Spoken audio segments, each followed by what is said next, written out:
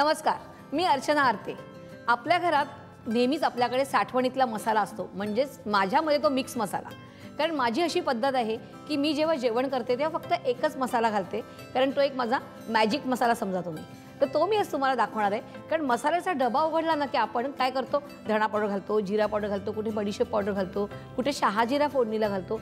हे काही न करता मी त्या मसाल्यामध्ये सगळं इन्क्लूड केलंय आणि तो एक मसाला घातला म्हणजे एक चमचा घातला की आपली भाजी किंवा व्हेज किंवा नॉनव्हेज काही असेल ते रेडी। तर सुरुवात करूया आपण मिक्स मसाल्यापासून।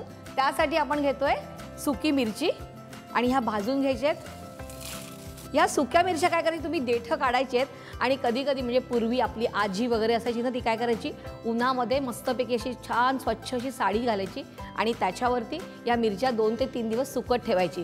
तर आपण ह्या मिरच्या भाजून घेऊया आणि शक्यतो जास्तही नाही भाजायचे आहेत, कारण जास्त भाजल्या ना तर थोडासा ठसका लागतो आपल्याला। मिरच्या आपल्याला भाजून घ्यायच्या आहेत, त्याप्रमाणे आपण भाजलेल्या आहेत।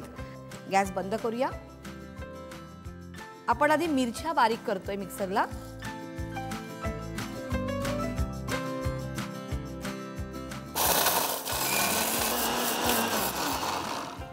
आता आपल्याला काय करायचंय, आपण हे जे मसाले घेतलेत बाकीचे ते आपल्याला भाजून घ्यायचे।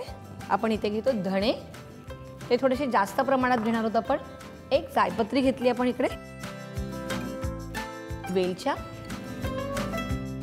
आपण घेतोय बडीशोप, दालचिनी, शहाजिरं, जिरं, काळी मिरी आणि चक्रीफूल। आता आपल्याला हे सगळं भाजून घ्यायचंय छान असं खरपूस। काय गंमत असते ना की आपण सगळे मसाले उगाचच त्या मसाला डब्यामध्ये भरतो आणि मग तो मसाल्याचा डबा काय होतो आपला, कधी कधी तो खराब होतो, कधी सांडलं की सगळं सांडतं। त्यामुळे काय असं थोडे थोडे सगळे पदार्थ आपण त्याच्यामध्ये घालतोय, पण काय होतं की त्याच्यामुळे एक असा मस्त छान मसाला आपला बनणार आहे। आणि त्याला मी नेहमी म्हणते मिक्स मसाला।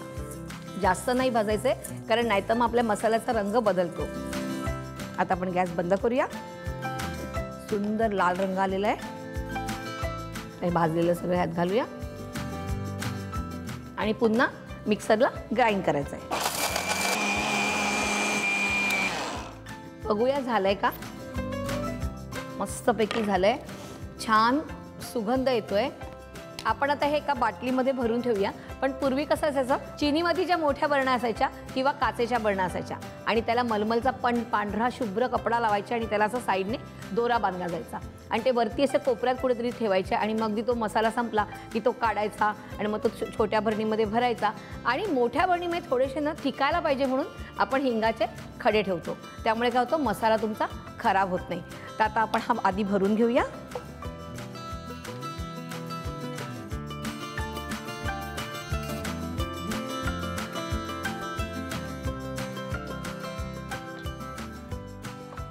तर मिक्स मसाला तयार आहे। तुम्हाला हा व्हिडिओ आवडला असेल तर तुम्ही चॅनलला काय करणार आहात, सबस्क्राइब करणार आहात, लाईक करणार आहात आणि तुम्ही मला कमेंट्स द्यायला अजिबात विसरायचं नाही। तर नक्की मिक्स मसाला करून बघायचा आहे।